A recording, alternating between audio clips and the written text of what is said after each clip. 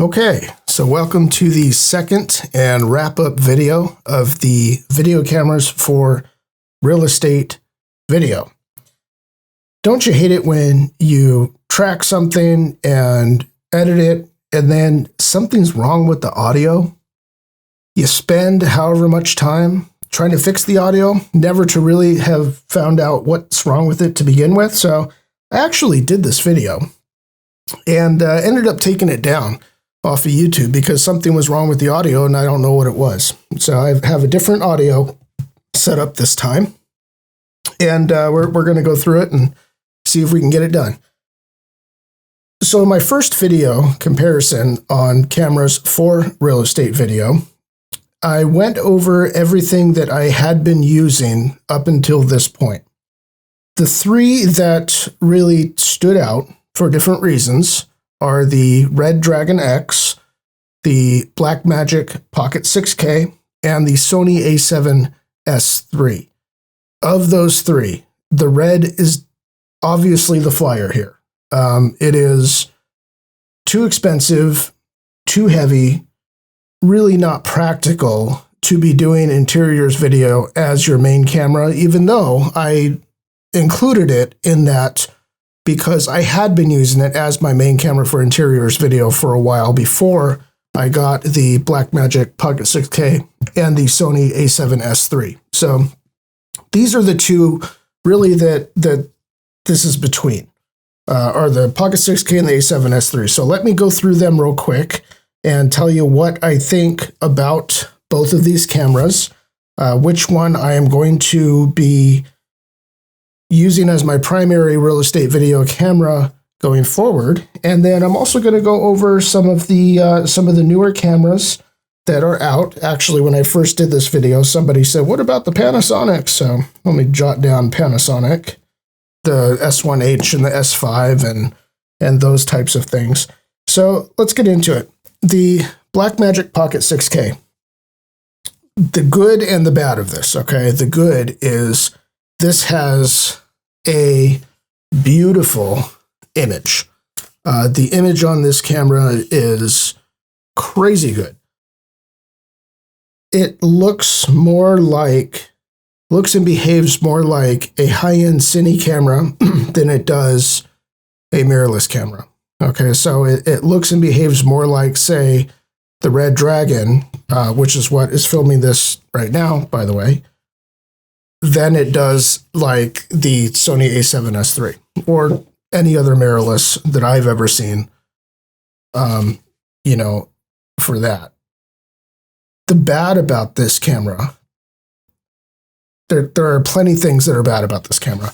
The biggest thing for me is that it's a Super 35 sensor, which is fine. I actually like Super 35 sensors, but this application of a Super 35 sensor, it has a pretty big crop. It's like a 1.6 times crop. And so for interiors, it is difficult to find a stable of lenses that are going to work well and give you that really wide aspect ratio that we want to shoot interiors.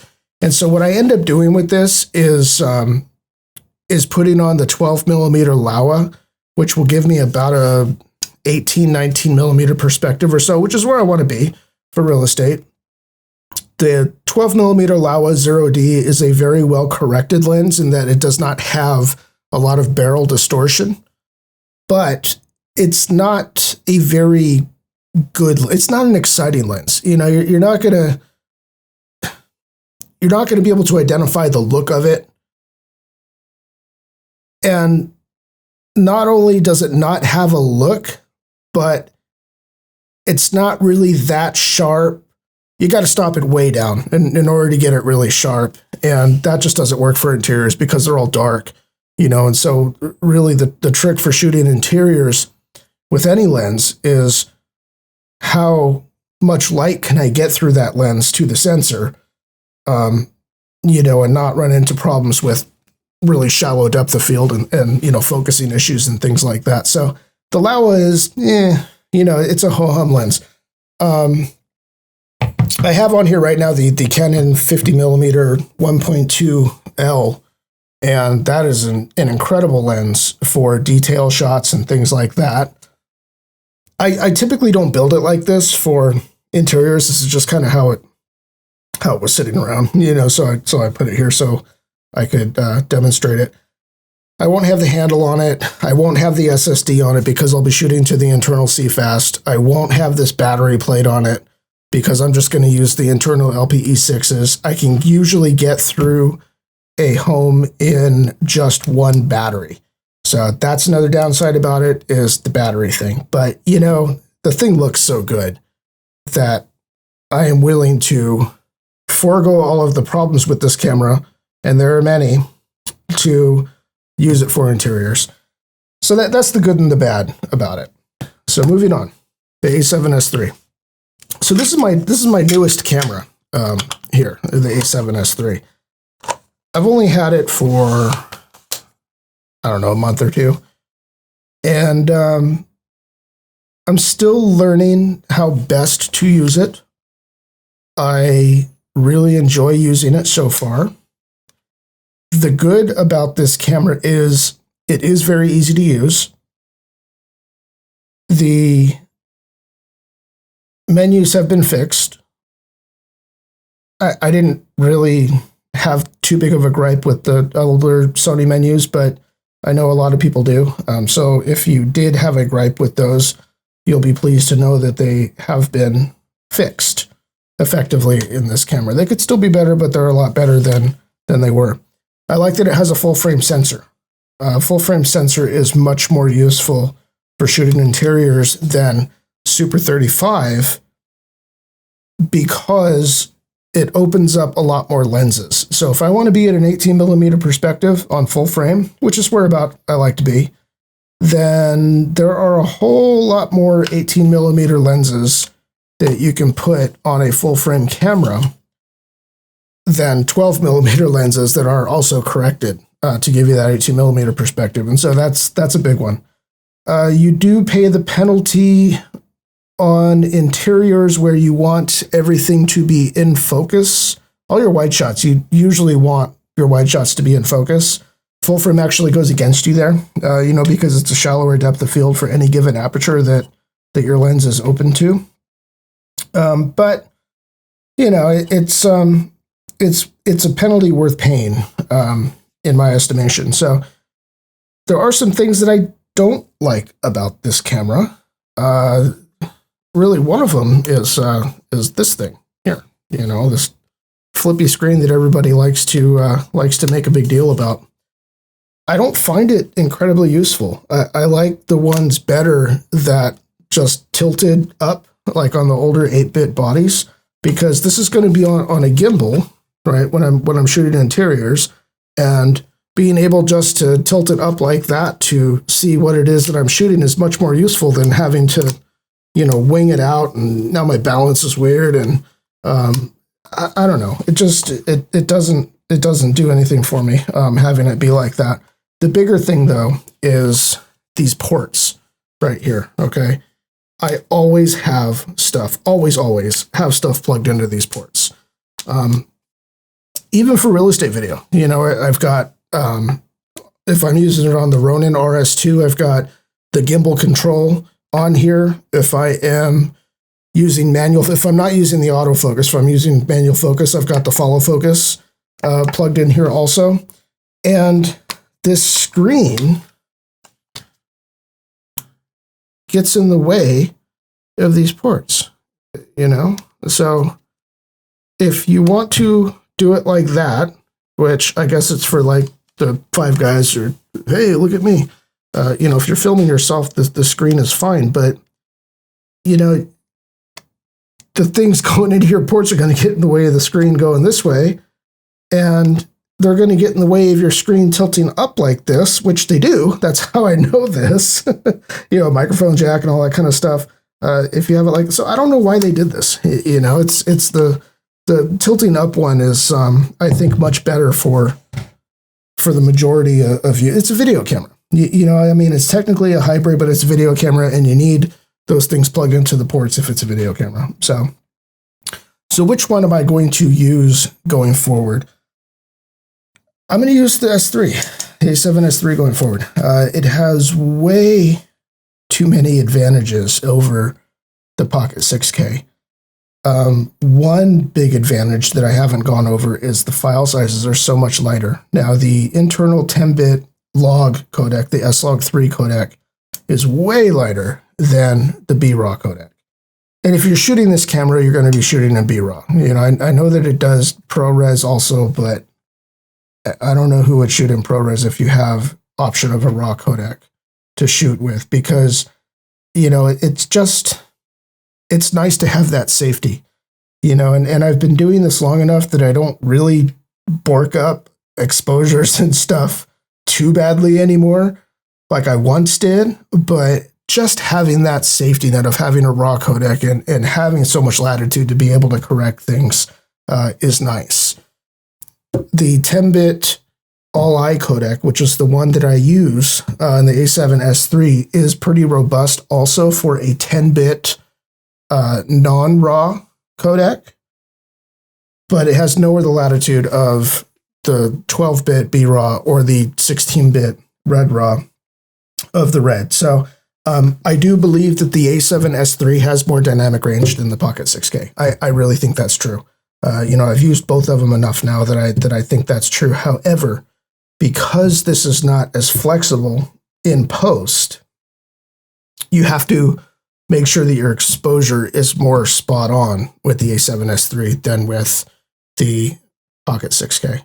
So I'm going to use the A7S III going forward. I'm still going to use them both, you know, because I really enjoy the Pocket 6K. And the homes that I shoot, the really big ones, where I don't need to have such a wide field of view, I'm going to shoot those on the Pocket 6K because I like the way it looks. I like the way it looks more than the A7S III. So that's my play. So let's get into what I think about the newer crop of cameras out there. Okay, so what I've done here is I have a list of these cameras, and I have limited it to under $10,000 US. And that's just because it's a practical, you know, type of a conversation. So for instance, you will see the Sony FX6 on here. You will not see the FX9. You'll see the C300 Mark III Canon. You will not see the C500 II, right? So we're limited at 10 grand here. So the FX6, I think the FX6 is the A7S III. You know, it's in a lot of ways the same camera. It has the same sensor. It has the same a lot of things. It does a few things. Okay, first off, it has that awesome electronic ND filter. That is cool. Is it worth $2,500 more because that's the price difference between the two? I don't believe so. Not to me. It would be to some people. It does the baked-in look, the cinema colors, the S-Cine tone. That's a LUT. I mean, you know, not only is it a LUT, but you lose dynamic range going with S-Cine tone. I've seen a couple comparisons out there, and you actually lose a fair amount of dynamic range going with S-Cine tone versus the S-Log3. So, you know, it's a LUT. The other thing that the FX6 does that the A7S III does not is, I believe it can do a face-only autofocus, which is great for corporate type of work. Doesn't have any application for real estate video, but, you know, assuming that you want to shoot something other than structures with your video cameras, even for things like this that I'm doing right now, you know, instead of locking off a shot, which is what I've done, you know, you put it in a face-only autofocus, and it will only focus on the face. And so I could move out of the shot, and in theory, it will not refocus onto the back wall or one of these cameras or whatever else. That's pretty useful. It's pretty useful, I think, for corporate work. Are all of those things worth a $2,500 premium? To me, I don't think they are. You also get XLRs as long as you want to have the top handle on the thing, and an SDI output. That can be a big deal. I like SDI a whole lot more than HDMI. And I don't know anybody who has used both SDI and HDMI who doesn't. SDI is just such a better connection than HDMI because it locks. You know, it locks in, and it's just, it feels better, and you know, you don't feel like you can like just snap it off like you can HDMI. It's more rigid.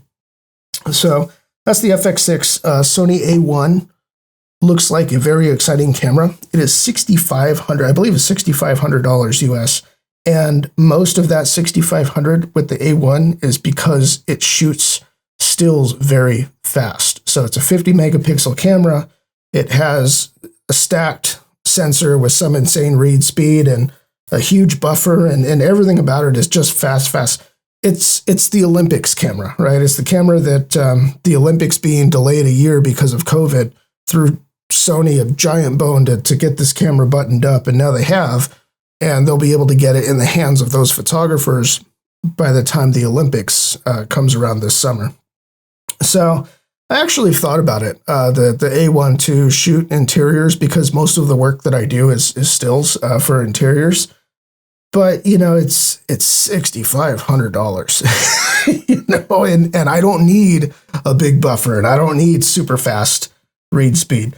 It does have some awesome video specs. It actually looks like a better video camera, all things considered, than the A7S III, because it does 8K 30. It has the same 4K modes up to 120p, but it oversamples that 120p, or it oversamples that 4K from, I think it's a 5.6K readout. I'm not sure if that is cropped into Super 35 or not. It sounds at 50 megapixels, I think it would be, but I don't know that. I don't know if anybody knows that yet, but it's probably going to be sharper at 4K than the A7S III. I shouldn't say sharper. It's probably going to be more detailed than the A7S III, much like the older A7 III, the 8-bit A7 III, which I have also, is a more detailed 4K than the A7S III, which is kind of mushy in comparison because this only has as much pixels as it needs for 4K, whereas the older A7 III oversamples a 6K full frame readout into full frame 4K. And so that oversampling, you know, downscaling and oversampling makes it more detailed, sharpens it up a little bit. So moving on, A1 probably isn't for me because of, but you know what, because of those video specs in the A1, it makes me kind of excited in seeing what Sony is going to come out with the A7 IV. I'm really hoping for 6K, you know, because I like shooting 6K. C300 Mark III Canon, it's awesome. You know, it's hard to say anything against a C300 Mark III, other than the same thing that this has got going on. It's a crop, you know, but they have a speed booster, and you know, but that's another piece of glass now. And the C300 Mark III is just incredible. It has a huge amount of dynamic range because of that dual gain sensor they have in it. It's $10,000. So if I'm going to spend $10,000, this is kind of my way of thinking of this, right? In 2021 and beyond, if I'm going to spend $10,000 plus on a camera, it is going to be full frame. It's not going to be Super 35, because I can always get a Super 35 perspective out of a full frame camera, usually, you know, depending on the resolution. You can't go the other way around. You know, you can't get a wider field of view if it's a Super 35. So I know that Super 35 is the standard. It's been around for a million years and everything, but you know, you've got cameras like the FX6, like the A7S III, you know, that are doing some pretty big specs in the under $10,000 arena, and they're full frame. So moving on, and it's $10,000. The C300 III, the Canon R5. It overheats. In fairness, I think it overheats a bit less now with the latest firmware updates than it once did. But, you know, these are professional tools to me. And the number one thing that a professional tool absolutely needs to have is reliability. And it would just always be in the back of my mind, you know, whether this thing's going to shut down or shut off certain modes or, you know, whatever it's going to be. I think that was a big miss by Canon. And I really like the footage that I see coming out of the R5 also, you know, but you can't trust it, you know. Okay, moving on to the C70. C70 is the C3, you know, C70 and C300iii is like the A7S3 and the FX6. You know, it's the same camera. It's a watered down C300iii. It doesn't do RAW. It does have NDs, which is cool. Doesn't do RAW. It has the same sensor. What am I missing here? It doesn't have full size XLRs. I believe the C300iii has SDI out, and the C70 does not. It's just an HDMI. So, you know, it's a watered down C300iii. Having said that, I think the C300iii is outstanding, and I think the C70 is as well. It looks like a really, really nice tool, the C70. I would totally shoot on a C70. And I think it's, oh, we didn't go over the R5. R5 is, I think it's like 3,500. I don't know, actually. I think it's about 3,500. I think it's competitive to the A7S3, the R5. C70 is 6,000, I want to say. I want to say it and the FX6 are, it's like 5,500, 6,000, somewhere around there. So yeah, I would totally shoot it. C70 is awesome. Komodo, the red Komodo. The Komodo is the flyer on the Komodo. It's a lot like the Pocket 6K in that it's kind of its own thing.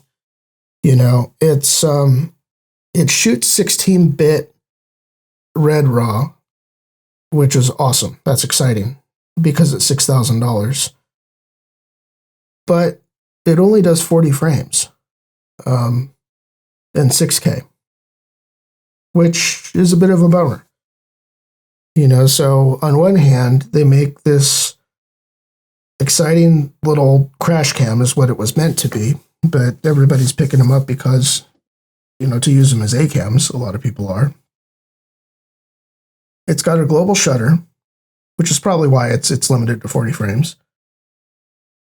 It's got a global shutter so you can shoot fast action with it and not get, you know, the jello-y thing. But it only shoots 40 frames. You know, it's that it only shoots 40 frames. That's really the only thing wrong with the Komodo. It has an autofocus, and it's a good, surprisingly to everybody, it seems like a pretty decent autofocus. You know, everybody has been surprised by that. You know, because it's their first foray into autofocus.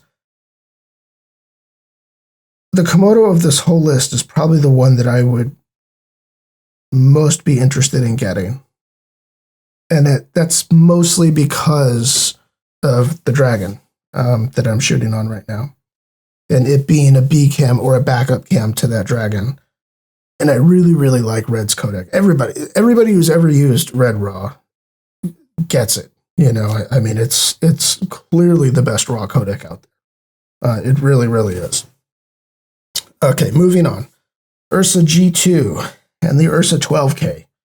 I suppose we could have put the Canon C200 on this too if we have the Ursa G2, because I see those two cameras as kind of birds of a feather, you know. The Ursa G2 and the Ursa 12K. Ursa G2 is $6,000. The 12K is $10,000.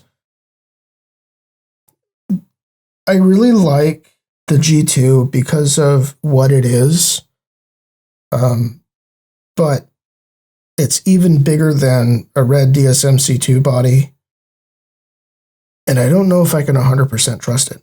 You know, and that means, you know, it's like this, you know, like the 6K here. It's they say it's carbon, but you know, it feels like plastic. You know, and it's built to a price point.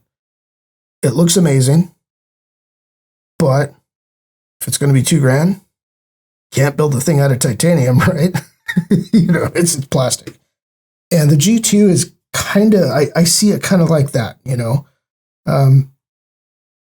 It's an awesome camera for what it does and the feature set of it, but I know that the reliability with G2s is spotty. I've seen enough about them to know that that's the case. With 6Ks too. The Pocket 6K, there are people who have problems with those. There's a 12K. It's 12K. Maybe that's rad. But, you take everything I just said about the G2 and you can pretty much move it into the 12K. But now you're talking about a $10,000 camera. And for $10,000, I would rather have a C300iii. I can trust a C300. It doesn't have the 12K.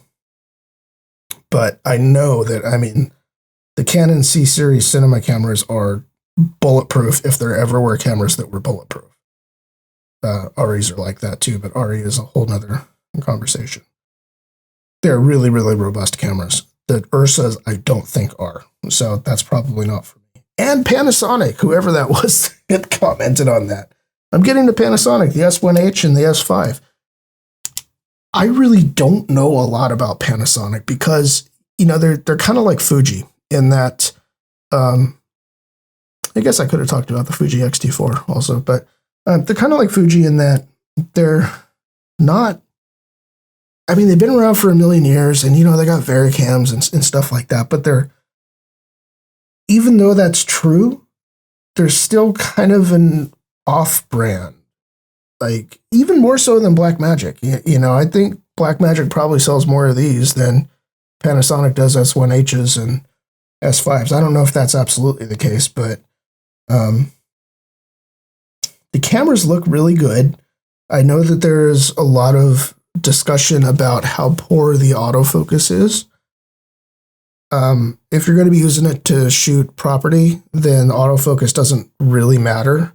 It's nice to have, like with the A7S3, where I can do, like a tracking autofocus with it, but it's not mandatory. My thing with Panasonic, though, is the lenses are not as plentiful. It's, the L mounts is a bit unusual. It's not like, okay, like with Sony or with Canon, you can walk into a Best Buy and get pretty much what you need if you need to do that on the fly. It's very available. The Panasonic is not like that, so I steer clear of them just because, because I'm into these other systems, but I don't think they're bad cameras. I would totally use one. So let's get to some comments over my last few videos. Okay, so Sia K asked, of the Blackmagic Pocket 6K and the A7S3, he said, you already used the word cinematic. I know you hate it, but which one of these is more cinematic? That's easy. It's the Pocket 6K by a country mile. It looks nuts. It's only $2,000 is crazy, because they could have charged more for that look. So yeah, it's not that the A7S3 is bad, but here's the thing about it. If you're used to shooting the 8-bit Sony bodies, this looks like that. It looks like an A7 III. It's not an appreciably different look. The highlights roll off a little bit nicer, and they're a little bit softer. Definitely has more dynamic range. You can push and pull colors more because it's 10-bit versus 8-bit, but for property video, we're not really doing that. We're interested more just in luminance, in exposure.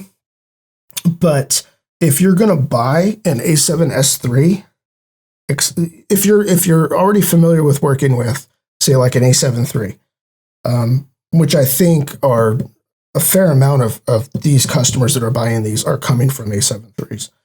They're shooting video on, or the A7S II.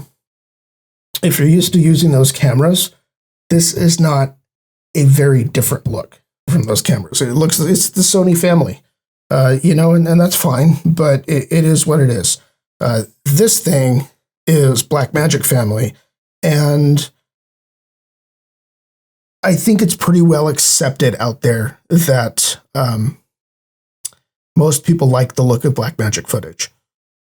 It's got some quirks, just like every camera does. The Pocket cameras have IR pollution that some people run into, you know, having that, and the Gen 4 color science oversaturates reds a little bit, but you know, it's crazy. So yeah, Blackmagic all day over the A7S III for cinematic look. Okay, Andrew Holmes. You know, Andrew Holmes I just want to acknowledge him because he left such an awesome, positive comment on one of, I think it was my first camera comparison video. He says, you know, I watch a lot of this stuff on YouTube, and he says the way that you present it and you know, the content and everything, you know, he says I really appreciate it, and that's just an awesome, positive comment. So I just wanted to acknowledge Andrew. Let's see, Shane Martin. S-Log. Okay, so Shane Martin asked me about shooting dark interiors with. He actually didn't specify the camera that he's using, but let's imagine it's the A7S III here for the sake of our conversation. So he says, you know, he said I was shooting a dark interior recently, and my ISO started to go up and up and up to like the 6,000 plus range.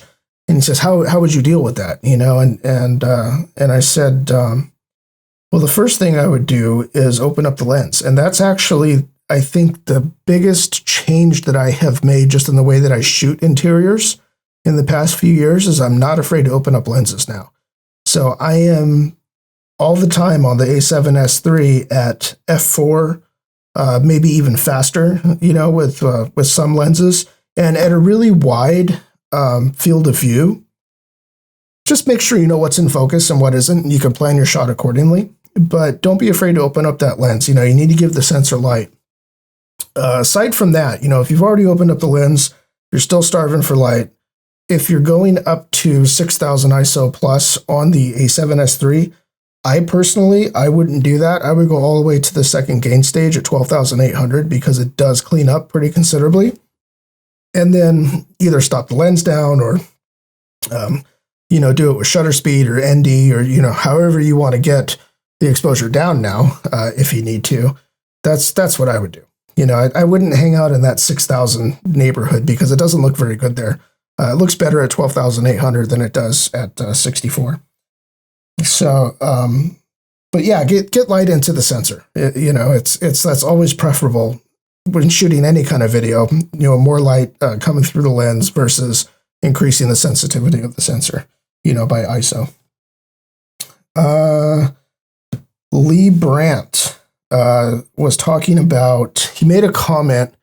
I've actually seen Lee post a similar type of comment on Pocket 6K videos before. He's talking about how it protects highlights. He's talking about how it allegedly has more dynamic range than, say, like the Red and the Sony and all that, because of the highlight roll-off. And because of the highlight roll-off and because of the recoverability of the highlights, I think what it's doing, and the Komodo does something like this too, is the last couple stops of the super whites of the highlights, it is recovering them to grayscale. I think that's what it's doing. I could be wrong, but I suspect that's what it's doing.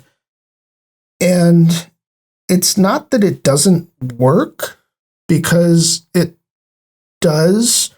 You lose some chroma information, and that's why I think it's doing that. But since I don't understand exactly what it's doing, it's hard to shoot for it. You know, whereas I think the A7S III has more dynamic range than the Pocket, period. I just do. And not only that, but it behaves in a linear fashion. So this doesn't behave in a linear fashion. So, you know, I can't shoot for it. So in my last video, I said that we were going to go over all the cameras that we did, and then I was going to let you know whether I was thinking about picking any of them up. I probably will not, with the possible exception of the Komodo. If I were to get anything on that list, it would be the Komodo. But, you know, they are extraordinarily difficult to get. Try to get one. You know, they're backed up for 3-4 months, and I've seen them trade on eBay for like 15 grand. You know, and this is a $6,000 camera. It almost makes me wish I would have bought one just to sell it, right? So, you know, I might get a Komodo. I'm not going to pay that for it. You know, I'll pay the sticker price for it. You know, when I can get one, then maybe I'll get one. But I told you I did spend some money. I did. And I spent money on cinema primes. Got 3 of them.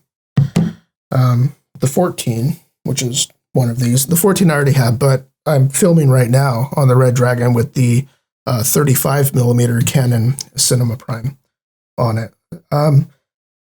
These are definitely expensive lenses, but you know what? That's kind of my play now. I want to start doing more corporate type of work. That, you know, I do a little bit of it, but so little of it. I want to start doing more of that. And I already have a really good stable of cameras to choose between and to use. Having lenses, a set of cinema lenses that are designed to, you know, the look of them to go with each other, makes it so much easier to do like matching A cam and B cam and everything. And another awesome tool for that actually is CineMatch, which is something that I've been using recently. It actually can match footage pretty good. But having this, you know, the copacetic look of the Cine lenses really helps to solidify that too. And they do have a look. The Canon, like I said, I've had the 14mm for a while, and that's why I decided to pick up the rest of them, because I really like the 14. And you know, they're warm and kind of glowy, super sharp, you know, but kind of warm and glowy looking. You know, they have a look, and it's a look that I like. And now that I have, you know, them across all cameras, I'm excited to start using them. So, but yeah, that's my play. You know, I think from this point forward, you know, I'll still poke around and look at cameras and stuff, but lenses are so much of the look of what you're going to produce. You know, has to do with the lens and the lighting. You know, lighting's another thing. So I'm going to, you know, if I spend money from now on big purchases, it's going to be lights. It's going to be lights. It's going to be grip gear. You know, it's going to be stuff like that. So, you know, if I want to start doing more corporate type of stuff, then that's the kind of stuff that you need to have. You know, those are the tools that you need for that. For real estate, you don't need any of that stuff. You know, you show up and you go for it, you know, for lack of a better description. But anyway, I hope you enjoyed this video. I hope you got some value from it. And yeah, I'm going to keep them coming. I actually have a few ideas that I'm kicking around for my next video. So hopefully in about a week or so, I will get that to you. So take care.